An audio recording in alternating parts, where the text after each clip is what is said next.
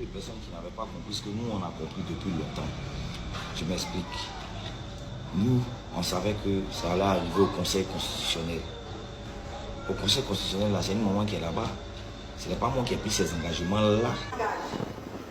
À fidèlement remplir ma fonction, à l'exercer en toute indépendance et en toute impartialité, dans le respect de la Constitution, à garder le secret des délibérations et des votes, même après la cessation de mes fonctions, à ne prendre aucune position publique dans les domaines juridiques, politiques, économiques ou sociaux, à ne donner aucune consultation à titre privé sur les questions relevant de la compétence du Conseil constitutionnel.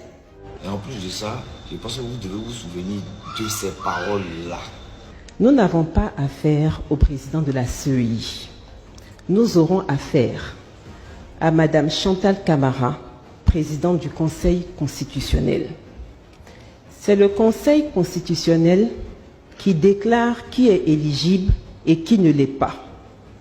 Nous verrons comment elle va déclarer candidate une personne qui peut-être ne respectera pas la Constitution et non candidat, un monsieur dont le nom n'apparaît juste pas sur la liste électorale. Que Dieu nous épargne des Ponce Pilate.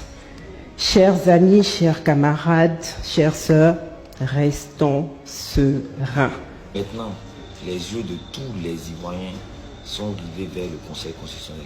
Je souhaite que le jour où les candidatures seront validées, ce jour-là, tous les maquis, tous les endroits de la Côte d'Ivoire soient bondés de monde.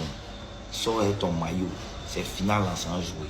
Quand ils vont voir le Djamanako qui est assis dehors, un drapeau de Côte d'Ivoire, un maillot de Côte d'Ivoire, tous les Ivoiriens doivent être dehors, projeter ça dans vos quartiers comme final. On va voir s'il y a le droit ou bien si on est dans une machin.